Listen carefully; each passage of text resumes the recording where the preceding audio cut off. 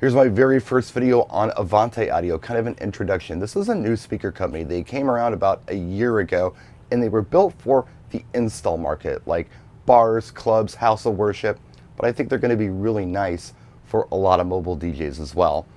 This is the A10. It's part of the Achromic series.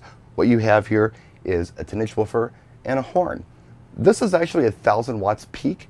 The 1,000 watts thing that you guys are seeing in a lot of the speakers that you're looking at is a theoretical number. It's not really based on reality. What they're saying is at peak power is that theoretically if 1,000 watts hit the speaker for a split second, you might not blow up the components inside. You might not. Again, that's theoretical. So true wattage, 250 watts class D to the 10-inch woofer and 50 watts class AB to the horn. Now the cabinet design is unique. As you can see, there's a curved top. I've never seen that on a speaker before. I think it's a nice look. They are stackable, by the way, so don't worry about this curved top for storage purposes. You get the full face grill with the Avante emblem right here in the middle, and down here you do get this blue LED light, which is a power indicator light.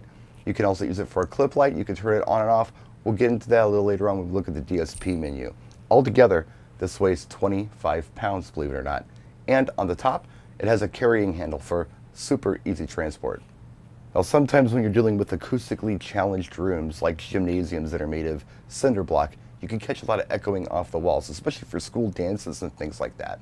So some speakers have two different pole adapters underneath them where you can either have it facing forward or tilt it down a little bit to help avoid your horn hitting the back wall and bouncing back at you. I've used it. It's very useful. Certain speaker brands have it. Avante has done something really neat here. They've got a little button right underneath, right next to where the pole mount is. You simply push it and tilt your speaker down if you'd like. If you don't like it that way, you can push the button and bring it up. So here's the back of the speaker. It does have a built-in fan that kicks in when it needs to. Of course, you have your power on and off and your IEC plug. Come up here, you have speaker out. So if you wanted to run two of these on each side, you can simply just use this to link up to your second speaker. You also get both RCA ends left and right and an auxiliary mini jack. So if you're running an iPod or something, you can run it directly into here. And what's nice about having this in stereo is that you're not going to be running mono out of your iPod. It does actually accept stereo left and right on both the auxiliary and the RCA. And you have a volume for that. Up here, you've got a little button. You can switch it from mic to regular music.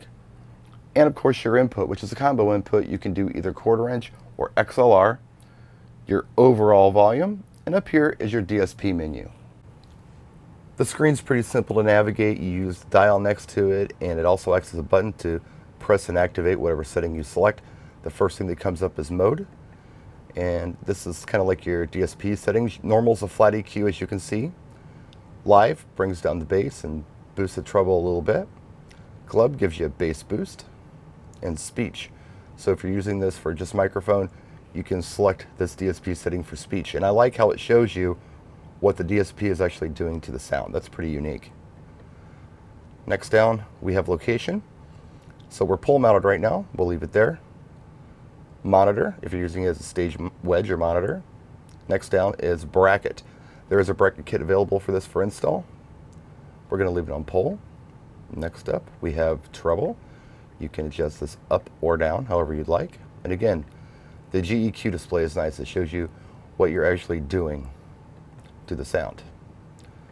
Bass, same thing. Boost the bass, bring it down, whatever you'd like.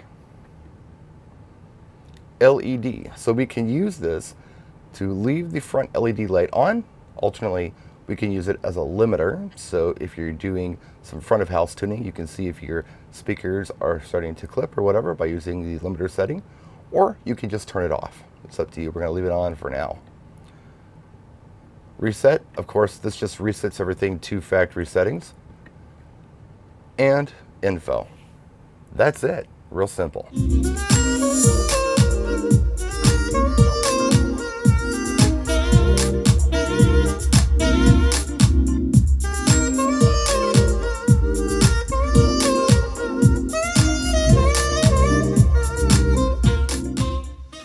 So that is the A10. Now, Here's the good news. This speaker maps for $379. It's also available in an A12 and an A15. That's our quick introductory video. If you have any questions, please let me know in the comment section. Notice these aren't honking. It's a nice smooth sound at a price that's kind of unbelievable. So let me know what you think in the comment section. We'll see you next time. If you want more videos or have more questions, let me know. I'll do my best to answer. Practice and enjoy.